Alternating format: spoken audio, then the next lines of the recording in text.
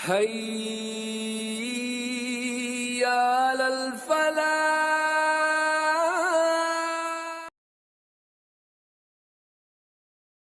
الشیطان الرجیم بسم اللہ الرحمن الرحیم نحمدہ و نصلی علی رسول کریم اما بعد.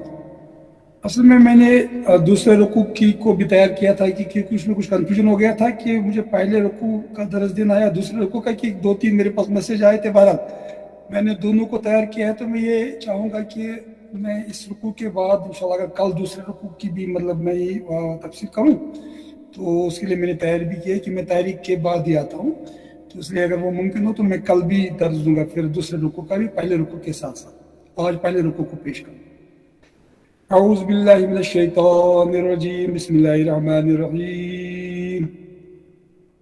الف لام را تلک آیات الکتاب الحکیم. اکان للناس عجبا ان اوحینا الى رجل منهم ان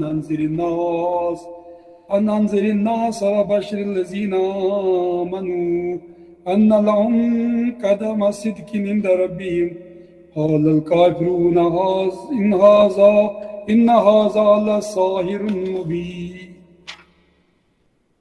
اللہ تعالیٰ فرماتے ہیں کیا لوگوں کے لیے یہ عجیب بات ہو گئی کہ ہم نے خود انہی میں سے ایک آدمی کو اشارہ کیا کہ غفلت میں پڑے ہوئے لوگوں کو چونکا دے اور جو مان لیں ان کو خوشخبری دے دے کہ ان کے لیے ان کے رب کے پاس سچی عزت و سرفرازی. کیا یہی وہ بات ہے جس پر منکرین نے کہا کہ یہ شخص تو کھلا جادوگر ہے؟ اس سے پہلے اللہ تعالیٰ نے فرمایا الف لام را تلک آیات الکتاب الحکیم. الف لام را حروف مقطعات میں سے ہے اور ان کے معنی اللہ ہی جانتے ہیں. یہ اس کتاب کی آیات ہے جو حکمت و دانش سے لبریز ہے. جیسے ہم جانتے ہیں کہ اللہ کی کتاب جو ہے اس میں حکمت کی باتیں ہیں، دانائی کی باتیں ہیں اور قانونی بہت سارے قانونی رموز پر بھی بات کی گئی ہے اور ایسے قانونی مسائل کو بیان کیا گیا ہے جو بہت ہی محکم ہے، بہت ہی مضبوط ہے. اس کے علاوہ جتنی بھی دانائی کی باتیں ہو سکتی ہیں وہ قرآن پاک میں موجود ہے. حکمت کی تمام باتیں قرآن پاک میں موجود ہے. اور اس کے علاوہ یہ ایسی کتاب ہے جو پوری زندگی کی رہنمائی کرنے والی ہے. اس کے بعد فرمایا گیا کیا لوگوں کے لیے یہ عجیب بات ہو گئی کہ ہم نے خود انہی میں سے ایک آدمی کو اشارہ کیا کہ غفلت میں پڑے ہوئے لوگوں کو چونکا دے. یہاں پر وحی کے معنی میں مولانا مودی صاحب نے جو غفلت میں پڑے کے لیے فرمایا کہ اشارہ کرنا، اصل میں وحی کے ایک معنی نفست الروح بھی ہے کہ دل میں کوئی بات ڈال دینا، اور خفیہ اشارے کے معنی بھی تو اسی معنی میں یہاں پر مولانا مودی صاحب نے وحی کا لفظ اس کا ترجمہ کیا ہے. اور اس کے علاوہ اور بھی معنی ہیں وحی کے. وہی جو ہے یہ بھی ہوتا ہے کہ سلسلۃ الجرس، نبی کریم صلی اللہ علیہ وسلم پر جب وحی نازل ہوتی تھی تو گھنٹی کے بجنے کی ایسی آواز آ جاتی تھی، اور کبھی کبھی جو ہے بالکل نبی کریم صلی اللہ علیہ وسلم کے دل پہ جو ہے اللہ نازل فرماتا تھا وحی کو، اور کبھی کبھی خواب میں بھی وحی نازل ہوتی تھی. اور وحی کی بہت ساری شکلیں رہی ہے. یہاں پر جو بات کہی جا رہی ہے کہ کیا لوگوں کے لیے عجیب بات یہ ہو گئی ہے کہ وہ یہ کہتے ہیں کہ اللہ نے کیوں ایک آدمی کو وحی دے کے ہمارے پاس بھیجا. اللہ کا حال یہ تھا کہ یہ لوگ غفلت پہ پڑے ہوئے تھے، یہ اپنے فرائض سے، اپنی ذمہ داریوں سے، اپنے حقوق سے غافل تھے. تو اللہ نے ایک رسول ان کے اندر پیدا کیا، مبعوث فرمایا، جو ان کو اس غفلت سے بیدار کرنے کی کوشش کر رہے ہیں.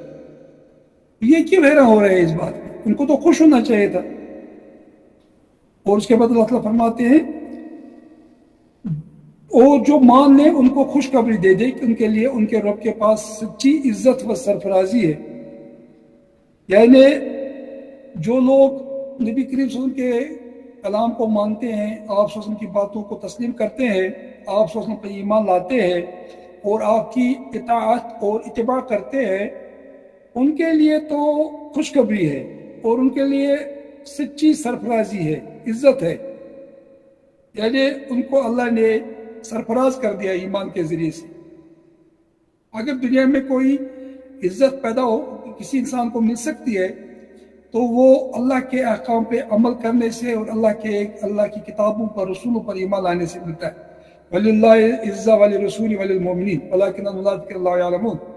اللہ کے لیے عزت ہے, نبی کریم صلی اللہ علیہ وسلم کے لیے عزت ہے, پیغمبروں کے لیے عزت ہے اور مومنوں کے لیے, لیکن اس بات کو منافق نہیں سمجھ سکتے. وہ عزت کو ظاہری معنوں میں لیتے ہیں, جس کے پاس دولت ہے, جس کے پاس بینک بیلنس ہے. اصل میں سب سے بڑی عزت جو ہے وہ انسان کو تب ملتی ہے جب اس کو ایمان کی دولت مل جاتی ہے. اور اس لیے فرمایا گیا کہ ان کو بشارت دے دو, ان کے لیے اللہ کے پاس جو ہے بہت ہی بڑی عزت ہے. یعنی دنیا میں بھی ان کے لیے عزت ہے اور آخرت میں تو بہرحال وہ باعزت ہوں گے, اور جہاں پر تمام وہ لوگ رسوا اور ذلیل و خوار ہو جائیں گے جنہوں نے اللہ کا انکار کیا, پیغمبر کا انکار کیا, اللہ کی کتابوں کا انکار کیا. اصل ذلت تو وہی ہے, دنیا میں بھی وہ بالآخر ذلیل ہو جائیں گے, خوار ہو جائیں گے, اور آخرت کی ذلت ان کے لیے نصیب میں ہوگی. اور اس کے برعکس جو ایمان لانے والے ہوں گے اور اس کتاب کو ماننے والے ہوں گے, ان کے لیے دنیا میں بھی عزت ہے اور آخرت میں بھی عزت ہے, چاہے وقتی طور پر ان کو سختیوں کا سامنا ہی کیوں نہ کرنا پڑے. تو قدم صدق عند ربہم, اور ان کو ایک بڑا اچھا مقام ملے گا, ان کا استقبال ہوگا. قال الکافرون ان ھذا لساحر مبین. تو منکرین نے کہا کہ یہ شخص تو کھلا جادوگر ہے. جب وہ کسی دلیل کا جواب نہیں دے پا رہے تھے, بے بس ہو رہے تھے, تو اس کے بعد وہ پھر کہتے تھے کہ نعوذ باللہ نبی کریم صلی اللہ علیہ وسلم ایک کھلے جادوگر ہے, نعوذ باللہ حکم بدن, کیونکہ بے بس ہو جاتے تھے, ان کے پاس کوئی آرگومنٹ ہی نہیں تھا.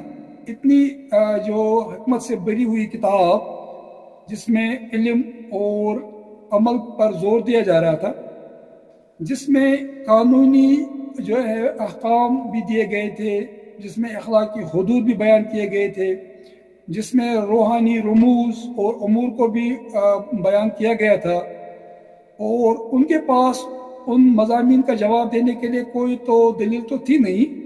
اس لیے وہ بے بس ہو کے نعوذ باللہ یہ ایک الزام لگاتے تھے کہ نعوذ باللہ یہ جادوگر, کھلے ہوئے جادوگر. ان ربکم اللہ الذی خلق السماوات والارض فی ستۃ ایام ثم استوى علی العرش یدبر الامر ما من شفیع الا من بعد اذنہ ذلکم اللہ ربکم فاعبدوه افلا تذکرون.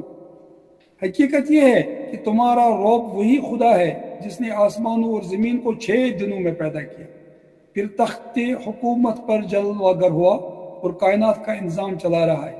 کوئی شفاعت سفارش کرنے والا نہیں ہے اللہ یہ کہ اس کی اجازت کے بعد شفاعت کرے. یہ اللہ تمہارا رب ہے, لہذا تم اسی کی عبادت کرو, پھر کیا تم ہوش میں نہ ہوگے.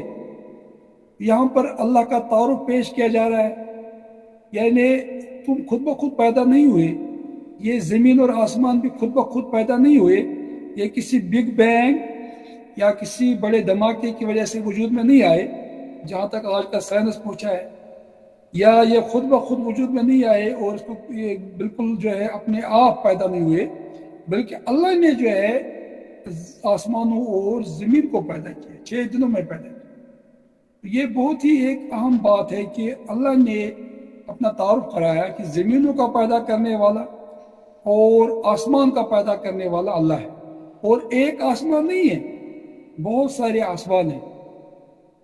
اور اس طرح سے جو ہے ان کو بتایا جا رہا ہے کہ نہ صرف تم کو اللہ نے پیدا کیا بلکہ زمین و آسمان کو بھی اللہ نے ہی پیدا کیا.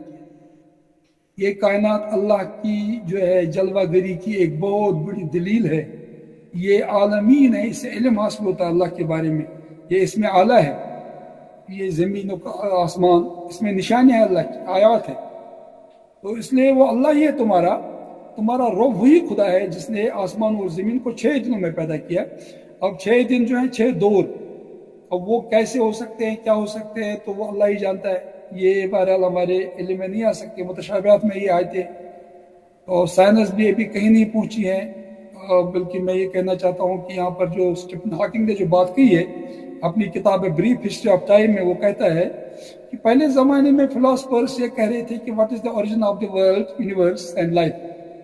اب آج وہ کہہ رہے ہیں کہ what is language, what a come down, یعنی ہمارے پاس تو کچھ علم ہے نہیں اس کائنات کے بارے میں. اور اینسٹائن نے کہا تھا کہ ہمارا علم اتنا ہی کائنات کے بارے میں ہے جیسا کوئی آدمی جو ہے سمندر کے کناروں پر جو ہے وہ سیپیا جمع کر رہا ہو یا کنکریاں جمع کر رہا ہو. تو مطلب آپ دیکھیں کہ انسانوں کا علم تو کچھ ہے ہی نہیں، یہ تو ایمان کے بلبوتے پر ہم مان سکتے ہیں ان چیزوں کو، علم ہمارا کچھ ہے نہیں بھی کائنات کے بارے میں۔ اور ہمیں تو بہرحال یہی حیرت ہی ہوتی ہے جب ہم نئی نئی تحقیقات دیکھتے ہیں، تو پھر ہم یہی کہہ سکتے ہیں جو ایک زمانے میں پلیٹو نے کہا تھا، افلاطون نے کہا تھا، معلوم شد کہ ہیچ معلوم نہ شد، اتنا ہی معلوم ہوا کہ کچھ معلوم نہیں ہوا۔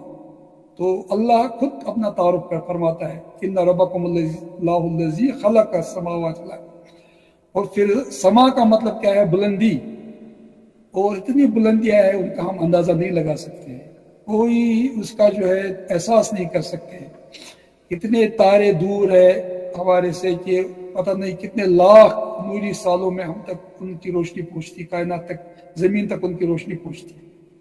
اس کے بعد فرمایا گیا یدبر امر، اس کے بعد اللہ جو ہے عرش پہ جو ہے وہ متمکن ہوا، اور عرش پہ اس نے تشریف رکھا اور جلوہ گر ہوا تخت حکومت پر، اور وہ لیکن عیسائیوں کی طرح جو بلیف ہے کہ نعوذ باللہ اللہ نے پھر دنیا کو اپنے حال پہ چھوڑ دیا، کائنات کو اپنے حال پر چھوڑ دیا، جس کی تعطیل ہم بھی مناتے ہیں اتوار کو، تو ایسا نہیں ہے۔ اللہ جو ہے ہر لحظہ اور ہر لمحہ اس کائنات کا نظام چلا رہا ہے۔ لا تأخذہ نوم ولا سنہ، اس کو نیند نہیں آتی ہے، اس کو اونگ نہیں آتی ہے، وہ ہمیشہ جو ہے اس کائنات کو چلا رہا ہے، اس کے انتظامات کا جو ہے خیال رکھ رہا ہے، اور اس کے لیے تمام جو ہے تدبیریں فرما رہا ہے۔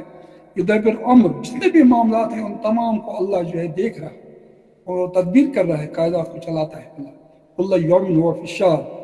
اور اب یہاں پر بڑی بحثیں لوگوں نے کی ہے کہ بھئی اللہ کا عرش پہ مستوی ہونے کا مطلب کیا ہے؟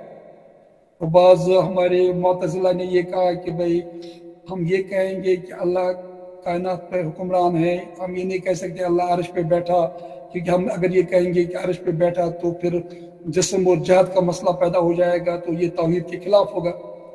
ظاہر سی بات ہے کہ یہ اللہ نے فرمایا ہے تو ہم اللہ کی باتوں کو ایسے ہی مانیں گے، یہ تو ہمارے لیے متشابہات ہے، تو جس کی وجہ سے لوگ نے کہا کہ ہمیں ان کو ماننا ہے کہ عرش پہ اللہ بیٹھا۔ اور پھر امام مالک رحمۃ اللہ نے بڑی زبردست بات فرمائی ہے، انہوں نے کہا کہ الاستواء معلوم والکیفیت مجہول والایمان به واجب والسؤال عنہ بدعہ۔ ہمیں پتہ ہے کہ بیٹھا کیسے جاتا ہے، لیکن اللہ کیسے بیٹھتا ہے ہمیں پتہ نہیں ہے ہمارا، لیکن اس پہ ایمان آنا ضروری ہے کہ اللہ عرش پہ مستوی ہوا، اور اس کے بارے میں سوال کرنا بدعت ہے۔ بعض لوگوں نے جو اللہ کے بارے میں سوالات کیے تو پھر ہر چیز کو خدا بنا دیا، نعوذ باللہ۔ تو اس لیے اللہ کے بارے میں ہمیں وہی بات ماننی ہے جو رسول اللہ صلی اللہ علیہ وسلم نے فرمائی ہے، جو قرآن نے فرمائی ہے، جو پیغمبران کرام نے فرمائی ہے۔ یہاں عقل کام نہیں کرتی، اگر ہم یہاں خدا کے بارے میں عقل سے کام لینا چاہیں گے تو مشکل ہے، لیکن اللہ کے بارے میں جو دلائل اور براہین کائنات میں پھیلے ہوئے آیات، ان سے ہم علم حاصل کر کے اللہ کو ماننے کے لیے تیار ہو سکتے ہیں اچھی طرح سے۔ تو جیسے بڑی اچھی بات کہی ہے فرانسس بیکن نے، little bit of knowledge of philosophy اور سائنس میں lead you to atheism, but when you go deeper into it you reach to God۔ تو خدا کو ماننے کے بغیر کوئی چارہ ہی نہیں ہے، لیکن خدا کو ایسے ماننا ہے جیسے پیغمبر نے کہا ماننے کے لیے۔ فلاسفہ نے بڑی کوشش کی ہے اللہ کو سمجھنے کی، اس کو بیان کرنے کی، لیکن بقول رینی ڈیکارٹ کے there is not even a single issue or single proposition on which all the philosophers agree۔ ان کا تو کسی مسئلے پہ اتفاق ہی نہیں ہے، اور جتنی منہ اتنی باتیں۔ ایک ہی ذریعہ ہے اللہ کے بارے میں جاننے کے لیے، وہ ہے نبوت، وہ ہے رسالت، وہ ہے وحی۔ تو اس لیے یہ بڑی اہم بات ہے۔ تو بعض لوگ جو ہے نعوذ باللہ وحدۃ الوجود اور پھر حلول اور باقی باتیں کرتے ہیں، تو بہتر یہ ہے کہ ہم قرآن حدیث سے پوچھیں کہ اللہ کے بارے میں کیا فرما رہا ہے قرآن حدیث اور نبی کریم صلی اللہ علیہ وسلم۔ اور پھر جیسے نبی کریم خود فرما دیتے ہیں کہ ہم اے اللہ اللہم اثنی علیک کما اثنیت علی نفسک، اے اللہ ہم آپ کی ایسی ہی ثنا فرماتے ہیں، ادا کرتے ہیں جیسے آپ نے خود اپنی جو ہے صفات کا بیان فرمایا۔ تو ہم یہ تو ایمان کا موضوع ہے، یہ بحث مباحثے کا موضوع نہیں ہے یہاں پر، چونکہ موقع نہیں، ورنہ اس پہ اور بحث ہو سکتی تھی، بات ہو سکتی تھی۔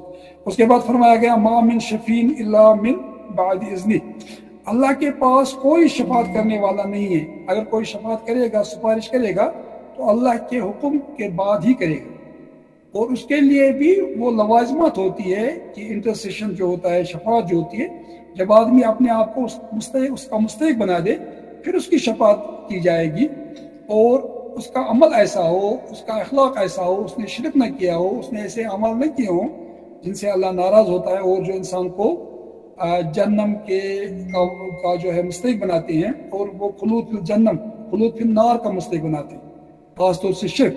تو جب اللہ اجازت دے گا پھر سفارش کی جائے گی، پیغمبر بھی سفارش کریں گے، قرآن بھی سفارش کرے گا، اس میں کوئی شک نہیں، روزہ بھی سفارش کرے گا۔ تو قیامت کے دن تو یہ ہوگا، اور شفاعت عامہ نبی کی رسول کو دی گئی ہے، تو یہ وہ تو ہوگی شفاعت، اور بہت زبردست شفاعت ہوگی اللہ کے اذن سے، لیکن اللہ کے اذن کے بغیر شفاعت نہیں ہوگی۔ تو یہ بھی بہت ایک عام موضوع ہے، اس پہ کبھی تفصیل کے ساتھ الگ سے بات کی جائے گی انشاءاللہ۔ تو یہی اللہ تمہارا رب ہے، لہذا تم اسی کی عبادت کرو۔ پھر فرمایا گیا کہ چونکہ اللہ ہی تمہارا رب ہے، اسی نے تم کو بنایا، کائنات کو بنایا، اور اس لیے تم عبادت بھی اسی کی کرو جس نے لہذا تم اسی کی عبادت کرو۔ اور عبادت جو ہے اس میں عبادت میں تمام جو عبادت کی شکلیں ہیں وہ آتی ہے، نماز بھی ہے، روزہ بھی ہے، حج بھی ہے، زکوٰۃ بھی ہے، اور سجدہ بھی ہے، رکوع بھی ہے۔ تو یہ اللہ ہی کے سامنے انسان کو کرنا چاہیے، کسی اور کے سامنے آدمی اپنا سر نہیں جھکا سکتا ہے۔ عربی میں عبادت جو ہے یہ طریق محبت کہتے ہیں اس راستے کو، اس کو خوب پامال کیا گیا۔ اصل میں عبادت وہ ہوتی ہے کہ آدمی اللہ کے سامنے تذلل اور ذلت کے سامنے اپنا سر جھکائے، اور اللہ کے علاوہ کسی کے سامنے اپنا سر نہ جھکائے، اور ہم اپنی ذلت کا اظہار کرتے ہیں اللہ کے سامنے، چاہے رکوع کرتے ہوں چاہے سجدہ کرتے ہوں۔ عبادت کے معنی بھی وہی ہیں، رکوع کے معنی بھی تذلل اور عاجزی و انکساری کے ہے، اور سرنڈر کے ہے، اور اسلام کے معنی بھی وہی ہے، دین کے معنی بھی وہی ہے۔ تو اس طرح سے جو ہے اللہ ہی کی عبادت کرو، کیونکہ اسی نے تم کو پیدا۔ پھر کیا تم ہوش میں نہ ہوگے؟ کیا پھر بھی تم ہوش میں نہیں آؤ گے، یعنی سبق حاصل نہیں کرو گے، تذکر اور تذکرہ حاصل نہیں کرو گے؟ اس کے بعد اللہ فرماتے ہیں الہی مرجعکم جميعا، اسی کی طرف تم سب کو پلٹ کر جانا ہے۔ دنیا میں کتنی سرکشی کرو گے، کتنا انکار کرو گے، کتنے منکر بنو گے، کفران نعمت کرو گے، فائنلی تو اللہ کے پاس جانا ہے، عالم الغیب و شہادہ کے پاس آپ کو لٹا جائے گا، اور کوئی آدمی موت سے نہیں بچ سکتا۔ کل نفس ذائقۃ الموت، ہر آدمی موت کا مزہ چکھتا ہے، چاہے وہ انکار کرنے والا ہو، اقرار کرنے والا، عبادت کرنے والا ہو، یا شرک کرنے والا ہو، اسی کی طرف سب کو جانا ہے۔ وعد اللہ حقا، یہ اللہ کا وعدہ پکا وعدہ ہے۔ انہ یبدأ الخلق ثم یعیدہ لیجزی الذین آمنوا وعملوا الصالحات بالقسط والذین کفروا لهم شراب من حمیم عذاب علیم بما کانوا یکفرون۔ اسی کی طرف تم سب کو پلٹ کر جانا ہے، یہ اللہ کا پکا وعدہ ہے۔ بے شک پیدائش کی ابتدا وہی کرتا ہے، پھر وہی دوبارہ پیدا کرے گا، یعنی اللہ نے ہی پیدا کیا ہے اور دوبارہ وہ پیدا کرے گا۔ آدمی کچھ بھی نہیں تھا، اسے پیدا کیا، حضرت آدم کو اپنے حکم سے، اذن سے پیدا کیا، مٹی سے پیدا کیا، اور جب انسان مٹی میں جا چکا ہو، قبر میں جا چکا ہو، یا سمندروں میں اس کا جو ہے اس کی مختلف نشانیاں یا اس کے بوسیدہ گھڑیاں جو بھی کہیں پر دنیا میں ہوں، تو اللہ ان کو دوبارہ پیدا کرے گا، جیسے پہلے پیدا کیا تھا ایسے دوبارہ بھی پیدا کرے گا۔ اور ہر چیز کو اللہ جو ہے ہر سال پیدا کرتا ہے۔ جب ہم دیکھتے ہیں کس طرح سے جو ہے درختوں پہ پھل آ جاتے ہیں، پتے نمودار ہو جاتے ہیں، زمین دوبارہ جو ہے زندہ ہو جاتی ہے، اور روز ہم اس چیز کا منظر دیکھتے ہیں، اور یہ اللہ ہی کرتا ہے سب کچھ۔ اور اس کے بعد فرمایا گیا تاکہ جو لوگ ایمان لائے اور جنہیں نیک اعمال کیے ان کو پورے انصاف کے ساتھ جزا دی، وہ آخرت میں ان کو جزا ملے گی اپنے اعمال کی۔ اور جنہوں نے کفر کا طریقہ اختیار کیا وہ کھولتا ہوا پانی پیے، اور ان کو اتنی سزا دی جائے گی جو بھی خطرناک سے خطرناک سزا ہو سکتی ہے، اپنے اعمال کی پاداش میں جو ہے ان کو پاداش میں جو ان کو وہ سزا دی جائے گی۔ اور اس کا ایک بیان کیا گیا کہ ان کو کھولتا ہوا پانی پلایا جائے گا، اور دردناک سزا بھگتے ہیں اس انکار حق کی پاداش میں جو وہ کرتے رہے۔ یعنی آخرت کا وجود اس لیے بہت ضروری ہے، تاکہ جو ہے جن لوگوں نے اچھے اعمال کیے ان کو اس کی جزا ملے، اور جن لوگوں نے کفر کا راستہ اختیار کیا، انکار کا راستہ اختیار کیا، اپنے مالک کی نافرمانی کی، اس کے باوجود کہ اس نے ان کے لیے سب کچھ مہیا کر رکھا تھا، ان کو زندگی دی، دنیا میں نعمتیں دی، سب کچھ دیا، پھر بھی انہوں نے اللہ کی نافرمانی کی اور ان کو سزا مان دی جائے. اور جو لوگوں نے فرمانبرداری کا راستہ اختیار کیا، اللہ کی اطاعت، اللہ کی عبادت اور رسول اللہ صلی اللہ علیہ وسلم کی اطاعت کی، اتباع کیا اور اللہ کے احکام پہ عمل کیا، ان کو بہترین انعام سے نوازا جائے.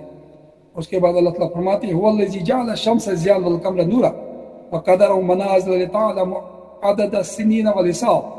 وہی ہے جس نے سورج کو اجالا بنایا اور چاند کو چمک دی اور چاند کے گھٹنے بڑھنے کی منزلیں ٹھیک ٹھیک مقرر کر دی تاکہ تم اس سے برسوں اور تاریخوں کے حساب معلوم کرو. اللہ نے یہ سب کچھ کھیل کے طور پر نہیں بلکہ با مقصد ہی بنایا ہے. یعنی یہ جو آفتاب ہے یہ اللہ نے بنایا، اس کو ایک بہت بڑا روشنی کا ایک ذریعہ بنایا، گرمی کا ذریعہ بنایا اور زندگی کا ایک بہت بڑا ذریعہ بنایا. اگر سورج نہ ہوتا تو دنیا میں زندگی ممکن ہی نہیں تھی. اور اگر ہم سورج سے تھوڑا زیادہ دور ہوتے جتنا اس وقت ہے تو ہم جو ہے برف کی طرح جم جاتے، زندہ نہیں رہ سکتے.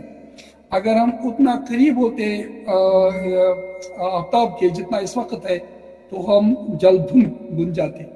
اللہ نے ایک حکمت کے تحت آفتاب کو اتنی دوری پر رکھا جس سے ہماری تمام ضرورتیں پوری، اور پھر چاند کو بھی روشنی کا ایک ذریعہ بنائے تاکہ ہم جو ہے اور ہم اپنے منازل کو اور باقی چیزوں کو دیکھ سکے.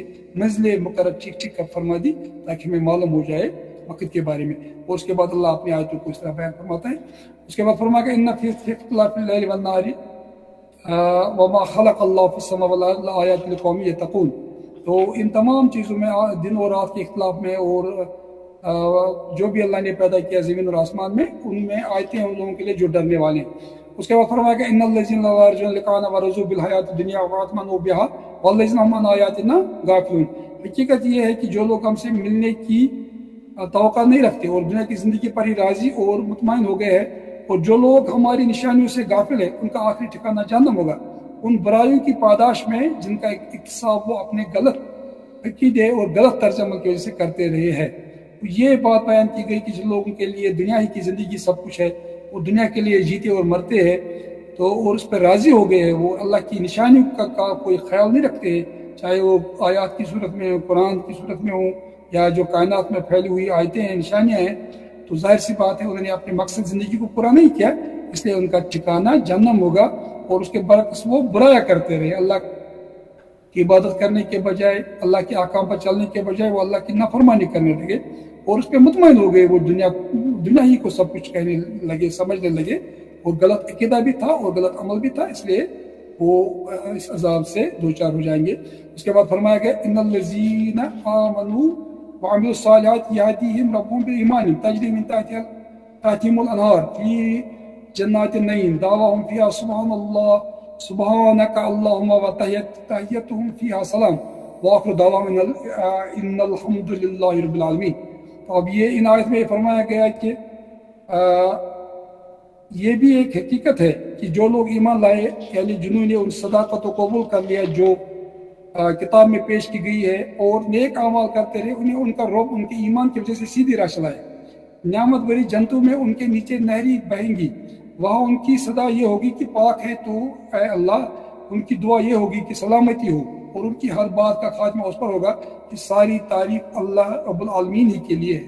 یہاں پر ان لوگوں کا ذکر کیا گیا ہے کہ جنہوں نے اللہ کی اطاعت اور فرمانبرداری کا عہد کیا اور ان کے ایمان کے ذریعے سے اللہ ان کو راستہ دکھائے گا.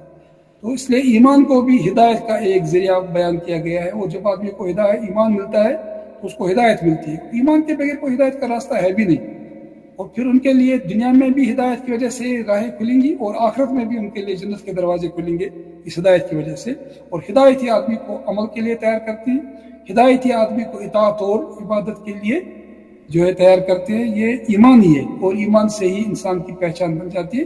دنیا میں بھی ان کے لیے تمام قسم کی آسانیاں فراہم ہو جاتی ہے ہدایت پر چلنے کے لیے، اور آخرت میں بھی ان کے لیے تمام قسم کے اللہ انتظامات فرمائے گا اور ان کے لیے اکرام اور عزت کا ایک سامان فراہم کرے گا.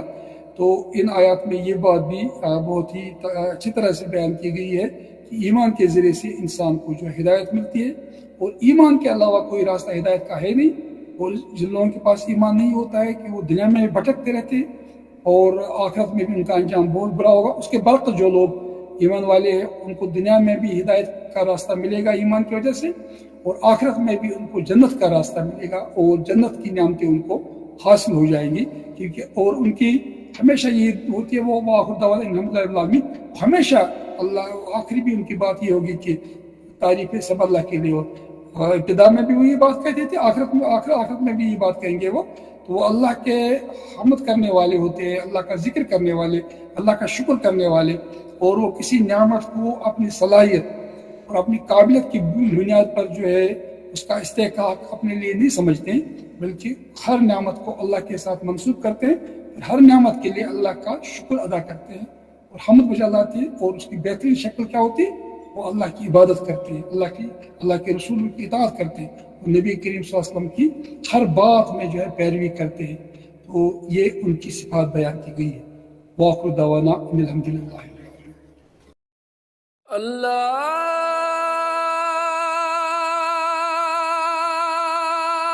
اکبر، اللہ